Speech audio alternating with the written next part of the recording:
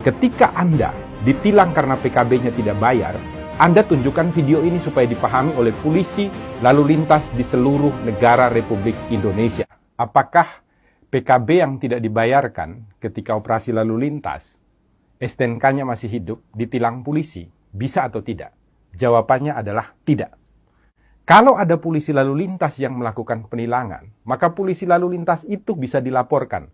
Tindak pidana pasal 333 KUHP, merampas kemerdekaan seseorang, karena tidak ada dasar hukumnya. Ancaman pidana bagi polisi itu adalah 8 tahun penjara. Ini tidak main-main loh. Nah, saya jelaskan sekarang dasar hukumnya. Pertama kita mulai dari STNK. STNK ini selalu ada 2 lembar. Yang pertama ini disebut surat tanda nomor kendaraan bermotor. Berlakunya 5 tahun. Di belakangnya ada lampiran. Lampirannya ini adalah surat ketetapan kewajiban pembayaran PKB. Ini setiap 1 tahun sekali. Harus dibayarkan syarat untuk pembayaran pajak. Yang jadi masalah adalah polisi biasanya menganggap kalau PKB-nya tidak dibayarkan berarti STNK-nya tidak berlaku. Ini adalah sebuah kekeliruan. Kenapa demikian? Dasar hukumnya begini, biasanya dipakai polisi adalah pasal 288 ayat 1 untuk melakukan penilangan ketika PKB-nya belum dibayarkan. Nah, 288 ayat 1 itu menyatakan setiap orang yang tidak mampu untuk menunjukkan surat tanda nomor kendaraan bermotor atau surat tanda coba kendaraan bermotor yang ditetapkan di dalam pasal 106 ayat 5 huruf A.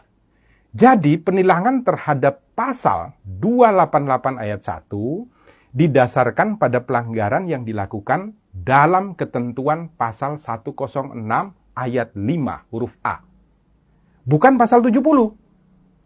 Di mana di sana dikatakan dengan tegas dan jelas kalau Anda tidak memiliki STNK, Anda tidak memiliki surat tanda coba kendaraan bermotor, maka ketika motor atau kendaraan yang Anda pakai jalan di jalanan raya ditangkap oleh polisi, bisa dilakukan penilangan dengan pasal 288 ayat 1. Nah, sekarang kebanyakan polisi lalu lintas mengatakan ada ketentuannya. Di mana? Di dalam pasal 70 ayat 2. Saya bacakan ya, pasal 70, supaya semuanya tidak bingung.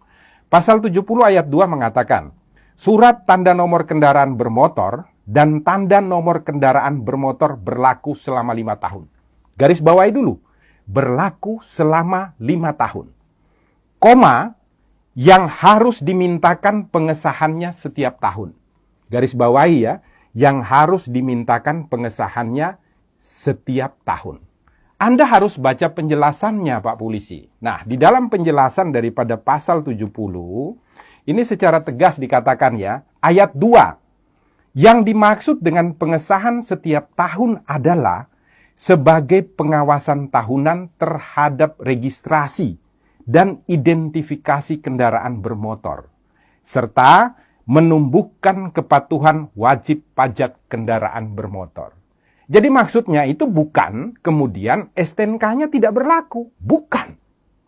Maksudnya itu adalah untuk dilakukan registrasi dan identifikasi ulang terhadap kendaraan bermotor dan untuk membuat agar semua orang yang memiliki kendaraan bermotor itu wajib atau taat di dalam melakukan pembayaran pajak.